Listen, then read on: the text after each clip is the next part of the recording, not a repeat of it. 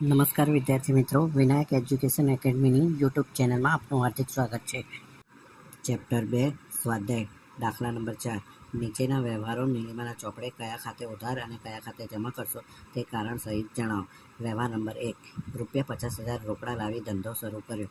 અહીં રોકડ રકમ ધંધામાં આવે છે, તેથી રોકડ ખાતે ઉધાર થશે અને ધંધાનો માલિક રોકડ આપનાર છે, તેથી મૂડી ખાતે જમા થશે. ₹10,000ની જસલીન પાસેથી લોન લીધી. અહીં રોકડ આવે છે, તેથી રોકડ ખાતે ઉધાર થશે અને જસલીન વ્યક્તિનું ખાતું છે. જસલીન લોન આપનાર વ્યક્તિ છે, તેથી જસલીન ખાતે જમા થશે. વ્યવહાર નંબર 3, ₹30,000 બેંકમાં ભરી ખાતું ખોલાવ્યું. અહીં બેંક લેનાર વ્યક્તિ છે, તેથી બેંક ખાતે ઉધાર થશે અને રોકડ જાય છે. રોકડ જાય તો જમા થશે, એટલે રોકડ ખાતે જમા થશે.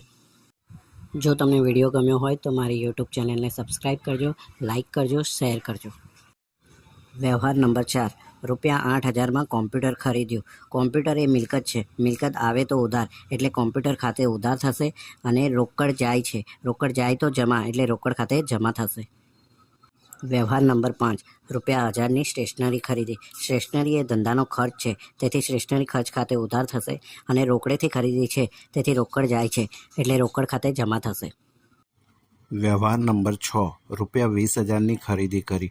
અહીં ખરીદી કરી એટલે માલ આવે છે. માલ આવે તો ઉધાર, એટલે ખરીદ ખાતે ઉધાર થશે અને રોકડેથી ખરીદી કરી છે, એટલે રોકડ જાય છે. રોકડ જાય તો જમા. વ્યવહાર નંબર 7, ₹30,000ની રમણ પાસેથી ખરીદી કરી. ખરીદી કરી એટલે માલ આવે છે, તેથી માલ આવે તો ખરીદ ખાતે ઉધાર અને રમણ પાસેથી આપણે ઉધાર ખરીદી કરી છે, તેથી રમણ માલ આપનાર વ્યક્તિ છે, તેથી રમણના ખાતે જમા થશે. વ્યવહાર નંબર 8, ₹15,000નો માલ ₹28,000માં રોકડેથી વેચ્યો. અહીં માલ વેચ્યો છે, તેથી રોકડ આવે છે. રોકડ આવે તો ઉધાર, એટલે રોકડ ખાતે ઉધાર થશે અને માલ જાય છે. જાય તો જમા, એટલે વેચાણ ખાતે જમા થશે.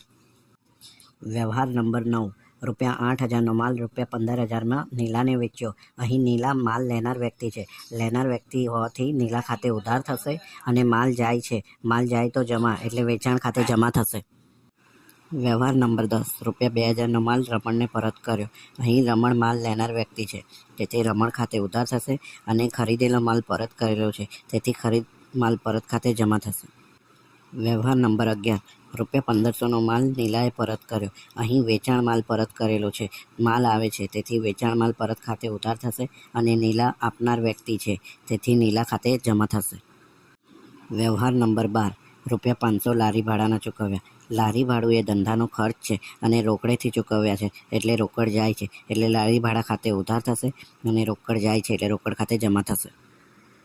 વ્યવહાર નંબર 13, ₹200નો માલ આગથી નાશ પામ્યો. અહીં આગમાં માલ બળી ગયો છે, તેથી આગથી થયેલ નુકસાન ખાતે ઉધાર થશે અને માલ જાય છે, એટલે ખરીદ ખાતે જમા થશે. વ્યવહાર નંબર 14, ₹5,000 કમિશનના મળ્યા.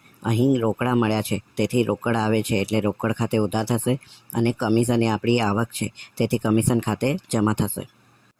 વ્યવહાર નંબર 15, ₹2,000 પગાર ચૂકવ્યો.